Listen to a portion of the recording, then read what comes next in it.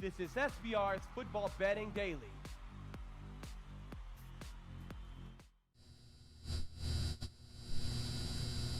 What up, cappers, gamblers, football fans? It is Tuesday at 4 p.m. Eastern, which means the Audible is in full effect. My name is Jimmy the Bag, and I am here with the legend, Mr. Donnie Rightside. Donnie, how you feeling? Feeling good. Been good in the NFL the past couple weeks, so therefore I'm at a secret location right now where people can't tap in. The only information you're going to get right now from my bunker is through sportsbookreview.com with me and Jimmy today on the Tuesday Audible. What a day to be alive. Yes, you do look like you're in a mysterious place, Donnie. No gavel. No gavel to be found. I'm excited to rock. I know you've been very successful. I know how you don't bet the first 2 weeks until you've got a good read, or at least enough of a read on things to start making your wagers. And I've heard that you've had a very successful start. I hit, you know what was great was we knew last week Whale Capper's very exciting call was on the Broncos. I waited till I could get 3, and I made an official pick, right? You know, a late show yesterday. Had to bet it at 3.5 because my book wasn't giving a 3, but we all won. Won. Sometimes it's just about getting that better number, Jimmy. Way to hold off. You saw the crystal ball. You saw it appropriately. You read the stock markets, and it paid off for you. Trust the process, but that only makes me 18-18. So I need to get on a winning start right here. We got a great group of guys with us. Michael Irvalina, Jason Hunter, How to Swimming Pool, Ryan Gosling, and Yayas joining us. Let's get right to work as we don't have a lot of time, but we have a lot of games. I'm very excited about breaking this down. I'm enjoying this show, working with you immensely, Donnie. We have Jim Tolbeson, Trenton Claxton joining us. All right, let's start off with the Thursday nighter. Anil Frank joining us too. Great. Colts at Patriots. Opened at Patriots minus 10. Total opened at 53. Now there's 51.5, 51s. Is this too big of a spread? I feel like this could be too big of a spread with Brady on 4 days rest. Patriots are the older team. Can they turn it around this quickly? Also, can the Pats defense stop Andrew Luck? I don't think I've been very low on this Dolphins team. I know they started out 3-0. They had some injuries to their offensive line, and then they fell apart, and I think they will continue to fall apart. I don't think we should take too much into this 38-7 win or whatever it was last week for the Patriots. Edelman hasn't played in over a year. He'll be back. Will he help? He did what a lot of athletes do when they come back from an injury or try to come back from injury. He took performance-enhancing drugs. Will he be effective? Now, on the Colts side of things, will T.Y. Hilton play? Will Doyle miss a third straight game? Kenny Moore is in concussion protocol. They'll need him against Brady. Colts at Patriots. I feel like this is just possibly too many points, Donnie. What do you think? It does seem like a lot of points here, but again, you know my overall MO. If you're going to be betting teams on the road on Thursday Night Football, light your money on fire, send it into charity, do something better with your time, maybe even hang out with your wife, child, or go down to the park, because it's not going to be profitable long-term when you do that. Having said that about this football game, you're right about the Edelman thing. Not only, Jimmy, that you're looking at maybe getting a suspension, obviously that he did. I'm going to get a little feedback here, so I'm going to try to talk right through this and see how I can make it through. But no, going after this football game, Edelman's coming back. He hasn't practiced at this point. He's not even allowed in the building, Jimmy, the last couple weeks. Now you're going to throw him out there and say, welcome back at 12 o'clock, the stroke of midnight on Monday. What do you have? 1, 2, maybe 3 days of walkthroughs to practice and get back out there? It's going to take some time. I know it's his right-hand man. He's wide open on third down, it seems like, every single play. But the one thing you have to like about the Patriots is what you saw last week. Getting right, getting it home. Tom Brady, Bill Belichick at home, usually a pretty good recipe for winning. And then when you're taking a look at the Colts side of the football, not only are you going on the road, Jimmy, Thursday Night Football, you just played an overtime game with your bonehead coach. You'd feel a lot better about yourself if you punted that football and got a tie and lived to fight another day than taking a loss at home in overtime, then heading out on the road to Foxborough with the team seemingly starting to get a little bit healthier and getting it together. In this game, it's New England or nobody for me, Jimmy. Wow, interesting. I think you're absolutely right on what will happen to your cash if you back road teams. The market sets it up for you to find them appealing, and they've done a very nice job at making the Colts with 10 points seem very appealing. The market is heading down, but that does not scare Trenton Claxton. My man Trenton Claxton likes New England over. Julio Jones likes the under. Marco Lou says, I took the Colts to plus 10.5. Do not trust Pat's defense. Jim Tolleson liking Colts to cover Thursday. Tomor, Colts have a lot of injuries. Rookie head coaches tend to struggle on Thursdays too. Hilton looks hurt. If he's out, huge top 10 receiver. I agree with all this. And Jim Bean saying Pats 34, Colts 21. I am leaning towards the Indianapolis Colts, but I think it would be prudent to wait to know what's going on with T.Y. Hilton, as he is enormously important.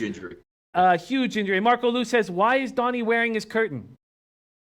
I love it. It's my new curtain. Look, don't you love my new look here? Look, hey, the feds are after me. I'm on the run. We had to do a show by an unnamed location. Here's where we are. The show must go on, Jimmy. You know this. I do, and I love it. Okay, let's move on to the Sunday 1 o'clock games. First off, we're going to hit Ravens at Browns. God, there's so many matchups I'm in love with this week from a fan point of view. Only a few that I want to jump all over immediately, and this is not one of them. From a fan point of view, I'm extremely excited, but open at Ravens minus 2.5, now minus 3s. Total open at 47, now 47.5. Browns defense looked better than the score showed. I know that's hard to say when they allow 48 points, but this Browns team is coming together. They just find ways to lose. Now the Browns are angry. This game last week was stolen from them. Now the Ravens defense looks nasty with Mosley and Jimmy Smith healthy. Big win over the Steelers in Pittsburgh. Big emotional win. Is this a letdown spot? The market, the line makes you think that this is a letdown spot. Do they take the Browns lightly? Ravens' second straight game on the road. If I had to imagine what this line would be, I think the Ravens would be a bigger favorite than 3 points. It's obviously very appealing to gamblers to see the Ravens only at minus 3. What do you think? Ravens at Browns, Donnie? Yeah, I was amazed that it opened up at minus 2.5, but I guess it's fair. It's a road team. You're going on the division. And look, Cleveland has been competitive here, but it all gets back to the point where, look, Jimmy, we're not taking 7.5, 14.5, 21.5 with the Cleveland Browns. It's an awful organization. It's run by a ridiculous head football coach, a baseball front office that looks at pitching as opposed to playing football itself when actually drafting football players. Baker Mayfield's going to be a good quarterback in the NFL. Baker Mayfield is a rookie. Baker Mayfield turned it over 4 times against an inept Raiders team and let them in the back door last week for a victory. When you're not used to winning football games and now you're going up against good teams that are used to winning games, it's a recipe for disaster. Maybe the millennials out there, the sharps, the analytics guys, they all can line up on the Browns again. But unless I'm getting, 7.5 in this type of environment against a really good football team, I want the Browns no way, shape, or form. Because when you win 1 out of every 100 football games you play and you're getting 2.5 or 3 points, I'm not betting on you. I can understand that breakdown. Jim Bean says Browns are the play. Baltimore never plays well against the Brownies. Marco Lou liking the Browns plus 3. Tom Marino says Flacco struggles to play 2 straight good games. I'd lean Cleveland, but not betting the game. And no one has tape on this offense with Mayfield yet. Yes, I am very uncomfortable with this spot. Jim Bean says Vegas betting public to take the Titans and Ravens. I'm not buying in. Give me the Bills and Browns. I'm very concerned about this spot. I do have a slight lean to the over, but don't know if I will make that. This is a tough game that will require more study as we move forward. Let's move on to Jaguars at Chiefs. Yes, I find the Jaguars very, very enticing in this matchup. Open the Chiefs minus 3.5. Now the Chiefs are minus 3. Total open at 49. Now we have 48.5s on the board. Chiefs secondary is terrible. They need Eric Berry back desperately. Houston, watching him play, God, he looks like just an old man out there. He's got a lot of miles on him. Chris Jones, Alan Bailey, Xavier Williams, Anthony Hitchens, Reggie Ragland, they are showing very little. Skandrick is a corner that got old fast. Slightly shorter, weak. for the Chiefs because they played last night. Can the Jags defense bring them down to earth? Can they shut down Mahomes? I'm telling you what Mahomes won't do against this Jags defense, and that's throw for 5 touchdowns. Jags offense has struggled. The Jaguars offense has struggled against good defenses, but they had no problem scoring against the Pats defense and will have no problem scoring against the Chiefs defense. The Jags defense is set up to shut down this Chiefs offense. Great cover linebackers, incredible corners. You can leave Tyreek Hill in single coverage. Now, Fournette is questionable, but man, I find the Jaguars very appealing in this spot. What do you think, Donnie? Yeah, this is a real interesting one because when you line up and you just want to say, I want to bet a side, doesn't it look a little bit short, even though it is Jacksonville, a red-hot football team, Kansas City Chiefs, playing in one of the best home environments in football, and you're saying, look, they just basically have to win this football game. And if you're going to go toe-to-toe with an offense, right now it's Jacksonville, who you probably want to go toe-to-toe with. But look more at this over-under because you're saying, wait a second, why would you take a total, even look towards a total of going under the number when you're dealing with the Kansas City Chiefs? I think the game plan for the Jacksonville Jaguars is going to be to slow down that offense. They have the defense to get after and pressure Mahomes, maybe into some mistakes that he hasn't been making. You saw this past week with Denver trying to get after him. This is another elite because now you're going to throw an elite secondary behind an elite pass rush. It's going to be fun to watch. But I don't know if Blake Bortles can go on the road and manage in this environment and score enough points to win the football game. But you know what does hurt? You brought it up earlier. The Leonard Fournette injury, not because he's the end-all be-all and a fantastic player, but he's the guy that can control the clock. The guy where he went into New England last year and was like a battering ram to slow it down, keep Tom Brady off the football field. And you want to do the same things here with the Chiefs offense because Jacksonville's not a fantastic offense, but they can move the football because as everybody has done against that Kansas City secondary until they get Eric Berry back, a little bit shorthanded, no Marcus Peters. We all know the trials and tribulations that they have, but the one thing that you can lean on is Kansas City can move the football, but I want to see them go up. It's one of those things where you think you're just waiting on Kansas City. When are they going to trip up? When are they going to fall down? What environment? Because, look, you're going to Denver and winning football games. You're going to Pittsburgh and winning football games. They've been there, done that. Is this that week that Jacksonville finally rises up on defense again and says, look, the better defense is going to beat the better offense given time here. It's on Blake Bortles to get this done. I actually like the under in this football game. Interesting. I do think the under is very interesting, and I'm taking a note that you like it as well. I think this is the Jaguars' spot to stop the Chiefs. My man Antoine Seymour does not. Says Chiefs keep rolling. Jim Bean says Jags will win. Tomor says, I think this line should be a pick'em. Rainman says, if KC has the lead early, Jack can't come from behind. And Tomarino says, Jaguars match up well against teams with bad defenses. I agree completely. I will be on the Jacksonville Jaguars this week. I will be making it an official pick, and I will be betting it. All right, another game that I like. Now, I can understand that the markets will create a scenario where they want you to bet a certain way, and they've done that nicely here. I find the Titans very, very appealing at -3.5. The total opened at 39.5, now 39s, now 38.5. Tennessee, I believe, and I'm curious to hear what you think, but I believe they will become bigger favorites as this week moves on. Now, the problem is the Titans just don't blow teams out. Can the Bills now take advantage to injuries to safety Vaccaro and inside linebacker Woodyard? I think Woodyard is a bigger loss than Vaccaro, but this is a very good, and this is still a good defense without those guys, and I don't believe the Bills are capable of taking advantage. This Titans defense is still strong. Micah Hyde is likely to be unavailable this week. It's unclear Micah Hyde. He is a leader on this defense. They need him. Tremaine Edmonds will one day be that leader this defense needs, but I just don't feel like he's there yet, and I feel like this Bills offense, we all know, is just bereft of playmakers. I find the Titans extremely appealing here. Donnie, what do you think?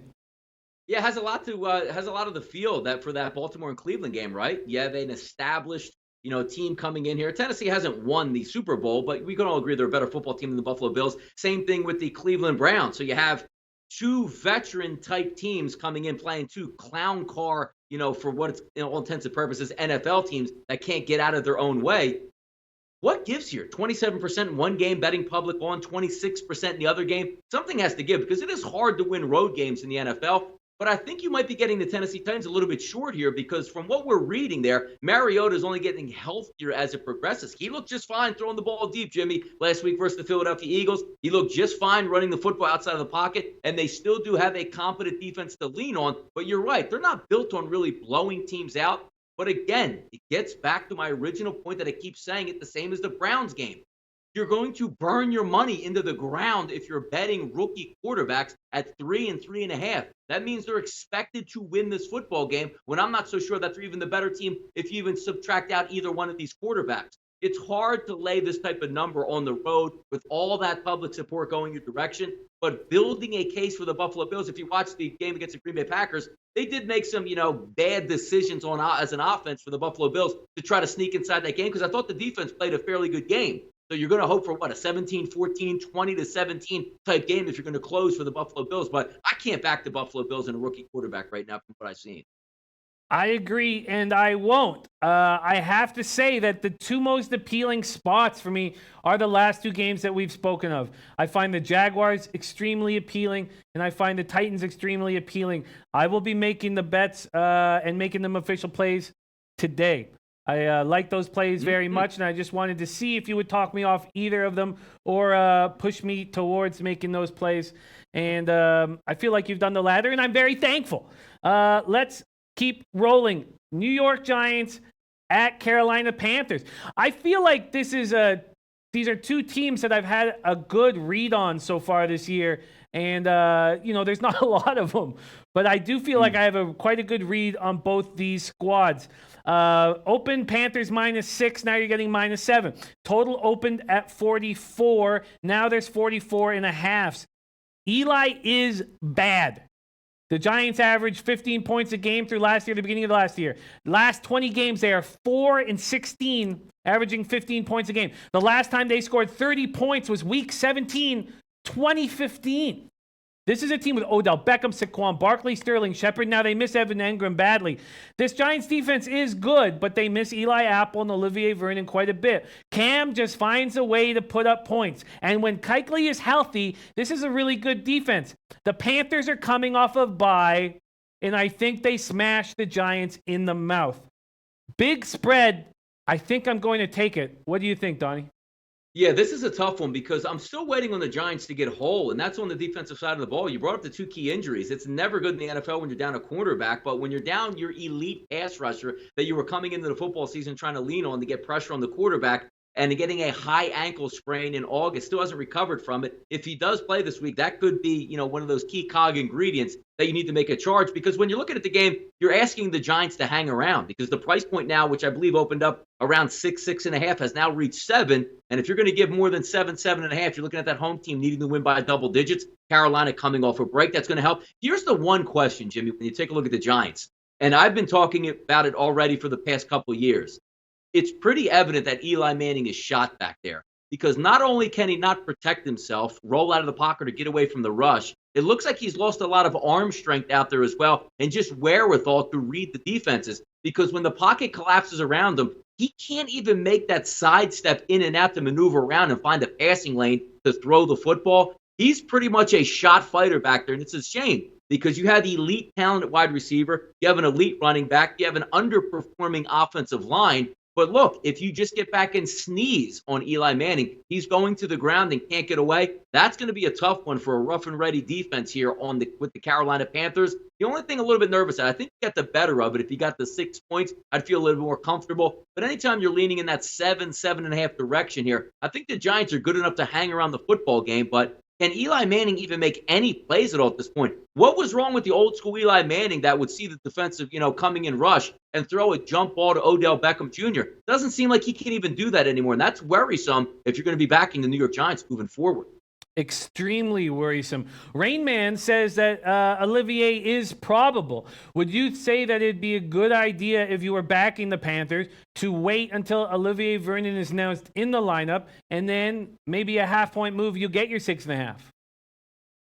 Yeah, no, I don't know if that's going to be enough to actually move it there, but you're right. Usually at the end of the week, people are going to come in and take some money just because the price point, Jimmy, might be 7.5 or 7 to push it down. But it's hard. Like winning by double digits versus anybody, usually the road team or who's ever involved veteran quarterback who I can't stand, but they do have some weapons to sneak inside that number. Let's just say if it's a 14-point game in the fourth quarter, because as we know, Jimmy, the Carolina Panthers' MO isn't just to run away with a football game. They'll play it closer to the vest. Cam Newton will run them more. They'll be looking to get outside and get out with the victory, whereas Eli Manning, you never know, 2 minutes to go in that football game, maybe tack on a late touchdown to get inside that number. That price point's pretty interesting in this one. 6 or less, 6.5 or less. The Panthers might get my money here.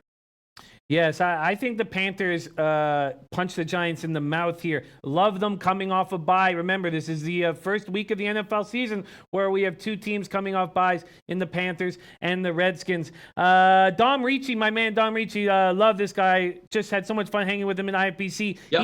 He's a New York guy, and I love getting his insights, so I'd be very curious. He says Giants handed that game away. Eli had no time. They showed it time and time again. He does back up Dom does back up Eli when I'm berating Eli Manning, and would be very curious to hear what he has to say about this. Yeah, like Jimmy, when you look at that game with New Orleans, I mean, the Giants defense gave you exactly what you wanted. They kept on holding the New Orleans Saints to field goals, and you figure this is one football game. If Eli is going to get a little bit of time back there, you can expose that secondary. They couldn't do it. That's a major issue for me.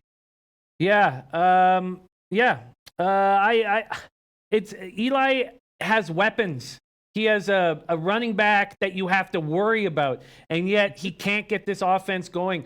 It's sad, I guess, unless you hate the Mannings, and then it's wonderful. It depends how you look at it. Why don't we keep rolling? But the Panthers I find very, very appealing. Not quite as much as the Titans and the Jags. Here's another team I find appealing. Man, I find a lot of games appealing this week, unlike last week. Broncos at Jets. I thought the Broncos showed a lot. And Dom was even saying here in our chat that he thought the Chiefs showed their legitimacy with that win in hostile territory. That left-handed throw by Mahomes was something I'll remember forever. Broncos at Jets. Opened at Jets -2.5, now -1. Total opened at 42.5. I find the under very appealing here. Von Miller and Bradley Chubb are going to be all over Darnold. A good defense against a rookie quarterback should be bet every time. I think, not a black and white thing, but I think you'd hit over 55% if you took the good defense against a rookie quarterback every single time. I see a low-scoring game. I love the Jets defense. I love Avery Williamson. I've talked about him often. I think it was a great pickup. Trumaine Johnson, Jamal Adams. I'm big fans of these guys. Broncos at Jets. I like Denver. I like the under. What are you thinking here, Donnie? Yeah, look at the MO. Cleveland Browns, 26%. Sam Darnold, 28%. And then you're going to flip it over and you have an even lower, the Darnold game, like 28%. I'm sorry. The Allen start there for the Buffalo Bills. All three home teams getting under 30%. Nobody believing in the rookie quarterbacks. And what a line, but we only get this, pretty much in sport in the NFL, where you see a line and say, boy, Denver looks pretty good. Rookie quarterback Jets. And then they hang that -1 and everybody jumps in early to take the Denver Broncos. And look, I can't fault you, because if I'm looking early in the week and I say, you know what, if you're going to bet Baltimore, if you're going to bet, Tennessee, and you're going to bet the Denver Broncos in those three games, it's hard pressed to find not going 2-1, because you really don't have to cover too many point spreads in those games against the rookies. I think Denver overall is the better football team, and I like where you're going. How about last week, Jimmy, when you talked about the Jacksonville Jaguars? You just get after the quarterback and you can force him into making bad decisions and move him off his spots, and he's going to struggle. The Denver Broncos can do a lot of that. Now, they don't have the most talented secondary that the Jacksonville Jaguars do, but it's a 1-point line. You're asking Denver to get a win. I know it's going to be a short work week. You lost a tough game on Monday Night Football to one of your opponents. A couple plays go your way, you win that, and now you have to go back on the road. But again, we're talking about the Jets here. Not many expected much out of the Jets to start the season, and having a rookie quarterback. If you can get a competent football game from Case Keenum, you should be able to win here. I agree. I love that breakdown. I agree completely. My man Matthew Varnum saying hard to bet unders in NFL. Jimmy, be careful. It is. There's no doubt about that. But Rain Man says under for sure. Neither team cracking 20 against those defenses. Jim Bean says Jets are bad. Real bad. Ray Williams said, I would stay away from Monday Night Football teams the following week. Is that something that you believe in as well, Donnie?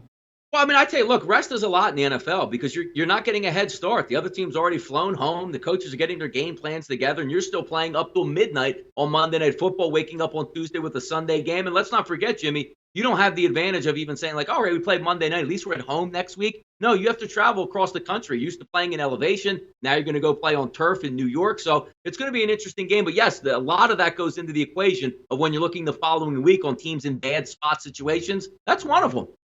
No doubt. No doubt. Let's keep rolling. Falcons at Steelers. Open at Steelers -3.5 or -3. Now there's just -3s. Total open very high, 56.5. Now 57s and 57.5s. High total being bet up. Steelers defense is terrible. Shazier is not being replaced. Offensively, they're missing Le'Veon Bell. He keeps defenses unbalanced. This is pretty clear now that this offense is not gelling. Big Ben starting to show his age. Now, Atlanta's defense, we talked about it all year long, dealing with a ton of injuries. Keanu Neal, Ricardo Allen, Deion Jones, done. Now, Grady Jarrett left last week's game with an ankle injury. They just can't get stops. In saying all that, we have a guy, beloved lowbagger, Twadi Latte, who lives in Pittsburgh, and he told me this morning, he said, people don't realize how bad this Pittsburgh Steelers team is. Now, I'm hesitant to jump on the Falcons here because their defense is so weak and they can't get stops. But what do you think about my man Twadi saying people don't understand how bad this Pittsburgh Steelers team is? Yeah, Jimmy, it seems like a disconnect in Pittsburgh, doesn't it? Like, even like maybe they're just a first half team. Maybe they think it ends at halftime and you can only bet the Pittsburgh Steelers up to a halftime. Back-to-back weeks, you get shut out in the second half, one at home versus the Ravens, one on the road against an anemic Tampa Bay defense. That is some cause for concern there, but you're not hanging a huge line here. It's a -3 again. Same thing you hung with the Ravens. I think we're going to agree, Jimmy. I think the Ravens are a better football team overall than the Atlanta Falcons. The one interesting caveat you have in this football game, Dome team is going outdoors, but how about Dome team, Jimmy? Home 3 straight weeks, now going back on the road outdoors. And also another ingredient in this football game is where does this leave the loser in this game?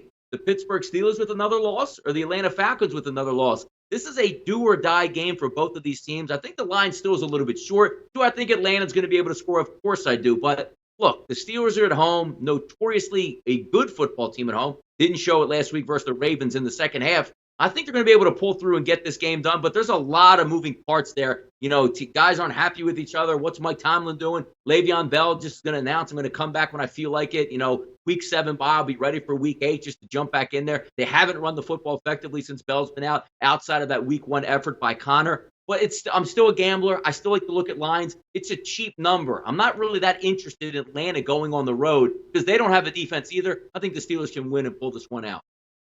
Interesting. I'm probably not going to make a move on this side. My man Ray Williams says the over has to be in play here, even at 57 or 57.5. What do you think, Donnie?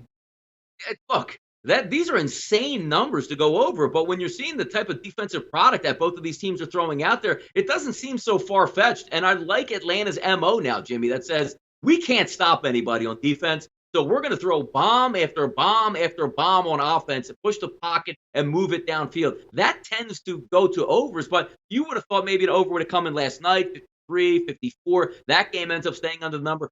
57 points is egregious, but in today's NFL, is it really? That's a good point. Is it really? Tomor says weather should be very mild. Good over weather should be a shootout. Yeah. And then our man Nate Pereira says, what up, Jimmy and Donnie? At my lunch having Italian food and streaming your show with the people here, and they are loving it. Much love, Nate. What a treat it was to hang out with him at IFBC. Let's keep rolling right along. But I guess my concern is Falcons at Steelers, 2 terrible defenses, is not taken. Now, I've made my best bet in the Beat the Prick contest the last 2 weeks, overs in Steelers games. First one hit, second one missed badly. Am I leaving money on the table? I mean, this 57.5 does scare me. Yeah, no, and somebody brings up a good point in there. You do like the dome environment, right? No wind at all. Field goal kickers can bang them in from 54, 55. Pittsburgh is one of the toughest places in the NFL to kick field goals in unless you're Justin Tucker and you make every single field goal that you attempt. It doesn't matter if it's here, the moon, or Mars. But you're looking at this football game on its edge. These are going to be 2 desperate teams. You know, sometimes you open the season, you're just trying to get a feel for your team. You're going to air it out and have fun. Maybe both of these teams, Jimmy, come in a little bit tight because they know a loss here all but ends one of their seasons, and maybe they played a little bit closer to the vest. The MO and the DNA of these 2 football teams doesn't suggest that because they should be able to move the football at will on each other. But maybe that added element of loser goes home here really might play into this. I think it might. I think that's a great call. Jim Bean says Steelers, good pick again, Donnie. And then Rain Man says indoors, this game goes over 57.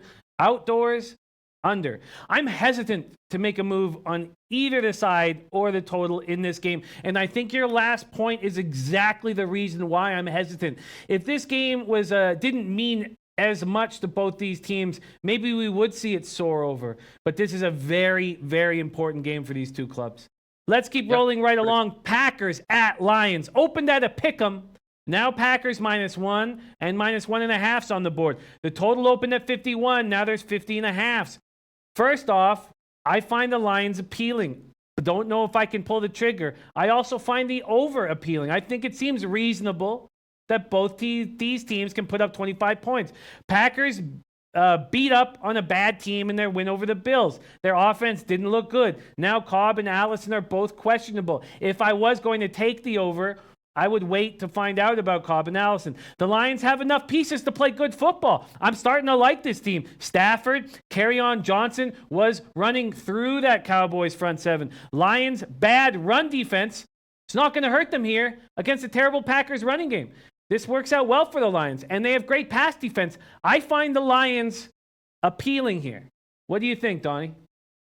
Look at these lines. Like, Jimmy, we like to talk about, circumstance in the NFL. Look at all of these lines. It's like you got the Ginzu knives. It's like they're sharpening their axes in Las Vegas. Like the computers are steaming and foaming at the mouth, trying to get these lines out and say, watch this, public. We're going to lay a pick'em out there with the Green Bay Packers against the Detroit Lions. It's amazing to watch, but you bring up some pretty salient points there. And again, Green Bay's going on the road. And let's factor in, it's a lot easier the past couple weeks if we're looking at Aaron Rodgers. With that knee, you play on the nice soft conditions of Lambeau. You go on the road, you're playing in Washington, nice soft grass, a little bit rainy out there. It's going to give. If you've never played on turf before, look, I know there's been a lot of advances since the 1980s Veterans Stadium turf till now, but it's still turf. It hurts when you go down. Your knee doesn't give. Your foot doesn't give out. So he's going to be asked in the pocket when he moves left to right and slides down. That knee is going to have to give a little on turf as opposed to being on the grass. But does it look too easy, though? You said, wait a minute, Green Bay Packers just have to beat the Detroit Lions. They're going to cash in some money. Aaron Rodgers looks like he's getting better. Maybe they righted the ship last week on defense through a shutout against the Buffalo Bills, and I'm buying in. And then they throw this pick'em -1 out. I'm going to take a while to try to digest this football game because it looks just too easy to go with the Green Bay Packers here early in the week. I find the Lions more and more appealing the longer I look at this game. Tomar says Dallas has no offense. Detroit still gave up 40 to a rookie quarterback. Donnie, do you think that it's acceptable for me to put a line through that game against Darnold and just completely disregard it while I'm capping these games? For which game? For which team and which game are we talking about? I'm talking about the Lions moving forward, that first game of the year against the Jets. I just want to put a line through it and act as if it never happened. Yeah, exactly. Like one of those calamity games where no matter what happened, Matthew Stafford got hurt in that football game, and it just went downhill quick. It's one of those that you can, because every team has those. So I agree with you. I think they're a different team. And also, you're talking about Jimmy, head football coach, first game he's ever coached as the head coach, didn't go his way. And it tells you a lot about how they played the next couple weeks, saying, look, I don't know where these locker room issues are coming from. We're perfectly fine here. So I agree. One of those games where maybe it didn't go right in that dress rehearsal that they had, but it looks like they righted the ship on being competitive. Do you think also if I was to wait and not take the Lions here, I could get an even better number later in the week? I agree. I would tend to agree with you there. Like if you're asking me right now, is the line going to be -1 Detroit on game day? I don't think that's going to be the case unless you get something. Well, Jimmy Graham's going to sit the game out and Aaron Rodgers hasn't practiced all week because his knee flared up again. You're more likely to see the Green Bay Packers stay at -1 or go to -1.5 or higher, I believe, than the Detroit Lions being favorites in this football game. Oh, I like it. Like it a lot. This game makes my heart pump. I like fading teams that I know the public's going to be all over, and I think this is a juicy opportunity for me to take the Lions at home. Dolphins at Bengals. Opened at Bengals -6. Total opened at 50. Now there's 49.5. So let's, be straight up about it. Yes, I was wrong about the Bengals. They're a much better team. I thought they were going to be bad. But I am not going to be wrong about the Dolphins. They could lose their next 13 games, Donnie. Their next 13 games. Dolphins have a lot of injuries. Center, Daniel Kilgore. Left guard, Josh Sitton. Done for the year. I'm telling you, this team does not have enough talent. This team does not have enough depth to handle these injuries. Rashad Jones, Bobby McCain, William Hayes, Andre Branch, now maybe Devontae Parker. This was already a team that started the year with a lack of talent. They put up 7 points against a bad Patriots defense. They could lose out and make my smile shine, Donnie, shine. Bengals get Vontaze Burfict back. They may get Billy Price back. Tyler Eifert down for the year. Mixon may be back. I don't think they will be. I want to jump on the Bengals here. I want to put my foot on the throat of the Dolphins and press down. What do you think? Yeah, the boys are back in town. Vontaze Burfict is out. Hide the women and children. There's going to be some football played on Sunday here in Cincinnati. Keep in mind also, Jimmy, how excited would you be if you're the Bengals or even a Bengals fan? You've been away for damn near a month at this point. You played a Thursday night football game. Then you went on the road to Atlanta. Then you went on the road or to, vice versa with the Carolina Panthers. 2 tough games. You split those. You won in fabulous fashion last week in a comeback win with Andy Dalton, which again, you say, hey, look, the Cincinnati defense got lit up a little bit, but I think you're more happily excited about that win because Andy Dalton brought you back in the last few moments of the game, which is something he typically doesn't do. Confidence rises. You come home. You're in first place. You could put the gas pedal down here and say, look, if the Steelers somehow lose to Atlanta Falcons and, we can maybe handle the Ravens, which we already beat this year, I like where you're going with Cincinnati here. It's rare to see Cincinnati favored by 6, 6.5, maybe even 7 by game time in this situation. Did not like what I saw with the Dolphins. And if you're going to be an injured football team and going on the road, that's not a good recipe here. It's interesting to say, you know what, Donnie? I like Cincinnati, and I like them laying the points. Like, where you going here, Jim? Yes, I have no problem admitting when I'm wrong, and I'm very wrong about the Bengals. Me too, yeah. We were wrong. I was wrong, too. They're one of those afterthought teams where you're going, hey, can they pick up 7 or 8 wins? But it's the Steelers and the Ravens and nobody else. They're in the driver's seat right now, and they can press that gas pedal this week. Tomor makes a great point here. Bengals are still undervalued. Good value on them to win the division at plus 250. I agree with that as well. I agree. Let's keep rolling. Everybody liking the Bengals here. I think I should jump on that 6 before it turns into a 7. Raiders at Chargers. I find this game very difficult. Opened at Chargers -7, now -5.5. Total opened at 52. Now there's 53.5. And I, at one point, had a feeling towards the under, but I feel like this is a very tough game. Having Lugit back will be a big, big lift for the Chargers. Derwin James is a monster, will end up being a top 5 safety in this league.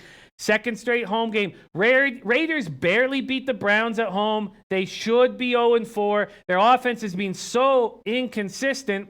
Can they have 2 big games in a row? Did something change against Cleveland last week? Can we start trusting this offense to put up points? And is this too many points for the Chargers, who we know have a problem blowing teams out? Raiders at Chargers, Donnie. What do you think here? It's 2 interesting teams because when you look at the Oakland Raiders, what can't they do on defense? Just about everything. Looks like they can't defend the pass. Looks like they can't defend the run. And that's not a good combination when you're going to line up against some elite wide receivers and elite running back prospects for the Chargers. But looking at the Chargers last week, Jimmy, one of those games where you should have just rolled your helmet out and took care of business. You were in a dogfight with the 49ers minus Jimmy G, with C.J. Beathard going out there looking like a crash test dummy for half of the football game, putting his life on the line. And, oh, yeah, the Chargers. Looks like they're going to be looking for some more kickers again because they can't make extra points or field goals, which tends to leave every single team in the game. The line does look cheap. What's it open up? 7, 7.5? Now you're sitting at 5.5s out there versus the Oakland Raiders who can't stop anyone. The one interesting thing about Derek Carr, there's so much talent. You saw amazing throws and plays out of Derek Carr last week, and then you saw some of the most boneheaded decisions that you can make out of a quarterback who's been in the league a couple years. What is going to be the determining factor? Because, again, we look at the Chargers, Jimmy, we say they don't have a home field advantage. It was all Niners fans last week. You know the Raiders fans in the Los Angeles area are going to come correct and load that soccer stadium with their own fan base. I just think the Chargers are overall the better football team, and I have a hard time trusting the Raiders. You know when I trust the Raiders? When they play a team that's 1 in 100 in their last 100 games. So that's where I trust them. Yeah, your breakdown last week was very, very funny. I do.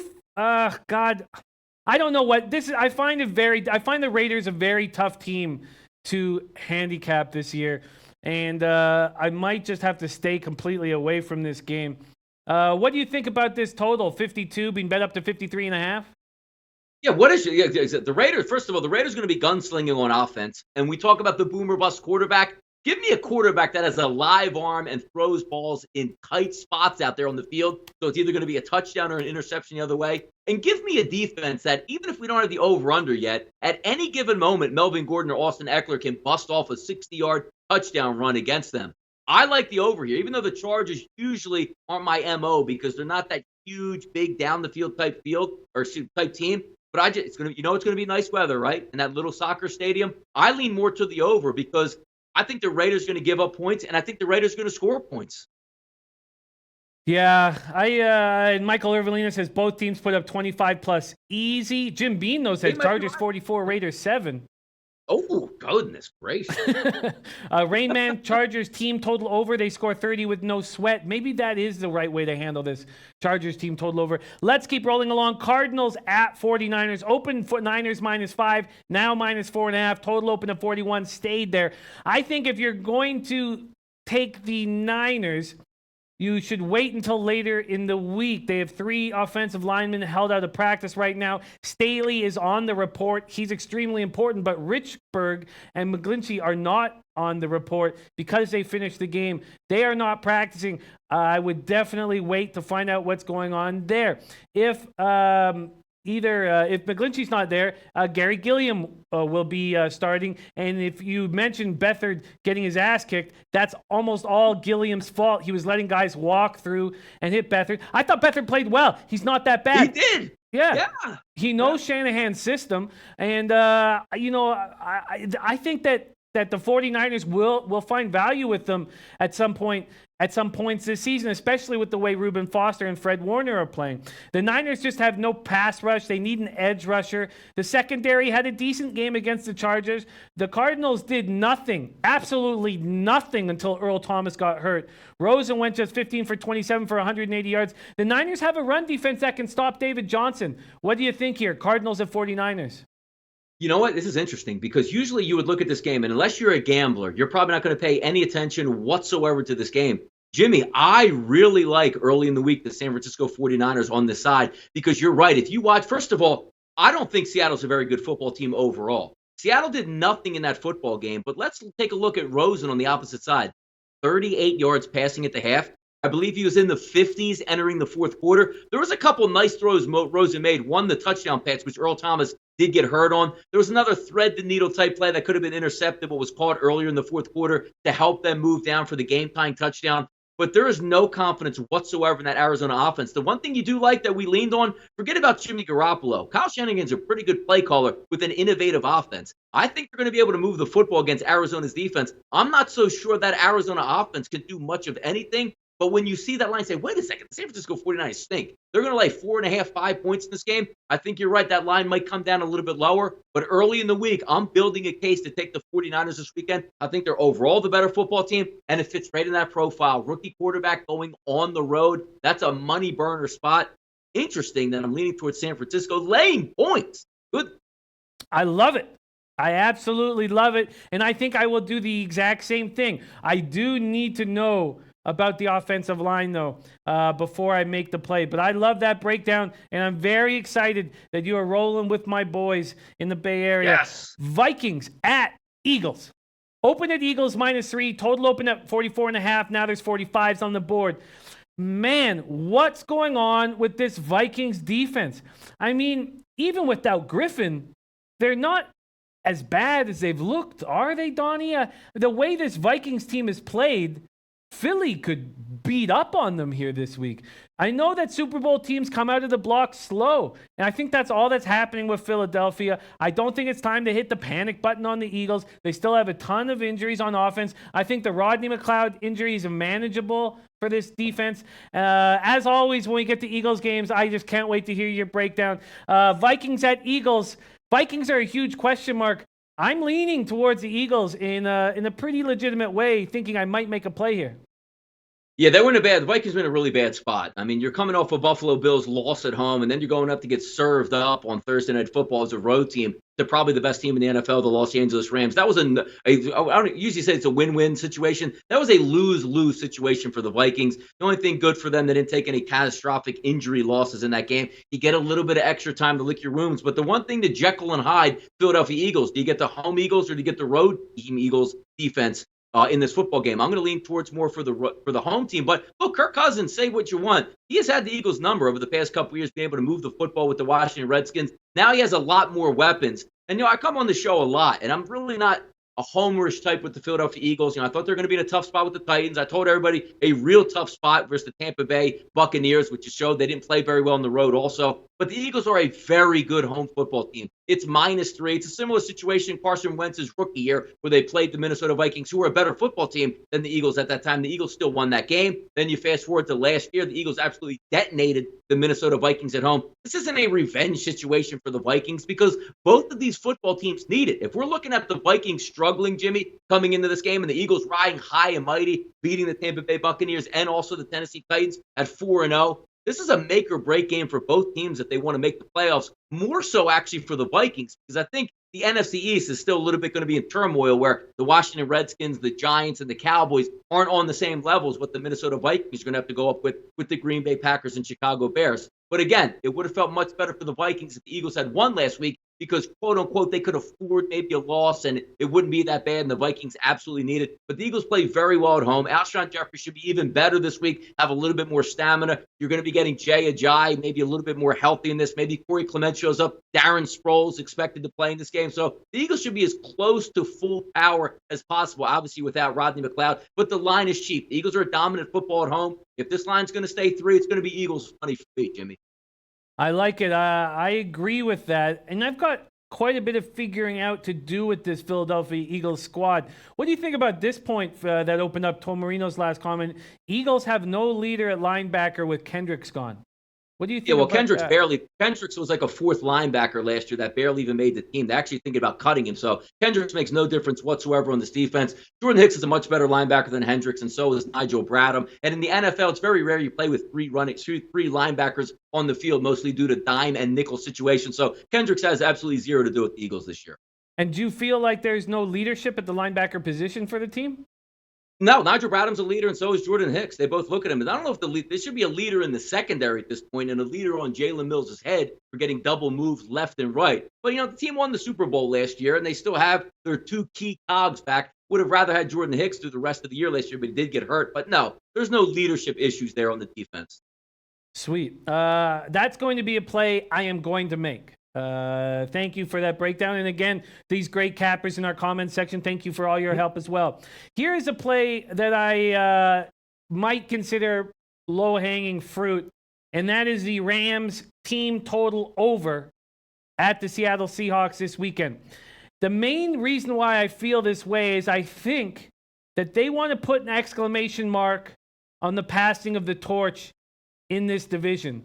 And they felt the brunt of the Seahawks' glory days. And I think they want everybody in Seattle to know that time is over. It opened at Rams -7. And there's now a couple of 7.5s. Total opened at 49. Now it's going up 50, 50.5, 51s. The Earl Thomas injury is devastating. He's their defensive leader. Their only impact leader left is Bobby Wagner. Sure, the Griffin twins and KJ Wright are good, but from the things that Earl Thomas and Bobby Wagner can do to lift the spirits of that defense, I just think that Thomas injury is just devastating. Peters will play, but Talib is going to be out again for the Rams. I just think the Rams want to beat up on this Seahawks team in their own building. What do you think? Rams at Seahawks. It's ludicrous to think that Seattle in a division game is getting 7 points at home unless you would figure that maybe Russell Wilson was out and, 4 or 5 other players were going to miss this game. But there's nothing that shows me Seattle can't. Look, if they're NFL teams and can they win? They're at home, yes, and everybody gets a paycheck. I understand all that, rah-rah type stuff. But looking at this game, Jimmy, just singularly, one team can move the football up and down the field. It doesn't matter who's on defense. Earl Thomas was like the last line of defense. Now he's going to be out. I love Bobby Wagner. Maybe get KJ Wright back for this football game at linebacker to try to shore that up. But the pass rush really isn't there. and whatever Sean McVay dials up is going to work. And the problem I have with Pete Carroll and the Seattle Seahawks now, that offense is absolutely atrocious. Their play calling is absolutely atrocious. Their use of timeouts on offense, absolutely atrocious. When it's 3rd and 1 and 4th and 1 repeatedly versus a bad football team in Arizona, you're throwing the football, taking sacks. It looks like a team without a rudder right now when you have a fine-tuned machine coming in that all it needs is Aaron Donald in the middle of that defense to wreck the entire offense for the Seattle Seahawks. I want no piece of Seattle in this one. I think they get blown up at home. The Earl Thomas, look, I don't know if Earl Thomas is actually good for team chemistry, but he was good for being on the football field and making plays. Now that he's gone, the Legion of Boom is no longer, and this team is in shambles on offense. It's Rams or nobody for me here, Jimmy. I agree completely. I think my man Kingsley Maydew says it best when he says, Rams will do the Macarena and stick a middle finger against the Seahawks. I agree. I think that the Seahawks are in big, big trouble, and the Rams need to deliver a message. Okay, 2 games left, Donnie. Cowboys at Texans. Opened at Texans -3. Now they're 3.5. Total opened at 45. Now they're 45.5. Will the Texans build off of last week's showing? Will they start believing in themselves? Lots of questions here. Will Watt and Clowney start playing well eventually? I don't think they will. I don't. Injuries have slowed them both down. The Cowboys just won a big game over the Lions. Can the Dallas offense compete with the Texans defense? Can the Houston D-line stop Zeke? Sean Lee will not be back this week. Kerryon Johnson ran right through that Cowboy squad. Cowboy secondary is overachieving. And obviously, I'll hate on the Cowboys all day, but there's no hating on Rod Marinelli. Just an incredible defensive coordinator. Always gets a ton out of his players. Cowboys at Texans. Texans 3-point favorites, now 3.5. What do you think, Donnie?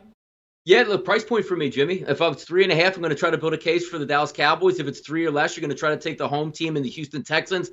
Not a lot to like with Houston right now on the offside of the ball because maybe Will Fuller, if he's going to sit in this game, that could be big. Hopkins is an elite athlete. He's going to get his no matter what happens. But I'm still not right with the quarterback. I'm still not right with the head coach at this time. And what has given you the apparent advantage where Houston could go in and blow the doors off the team? You have a nice lead against Indianapolis, and all of a sudden, you're back in the dogfight in overtime. Could have lost that football game week before. The Giants come in your building and dismantle you as a football team, making all these red zone errors, and again, letting the Giants do whatever they have to do.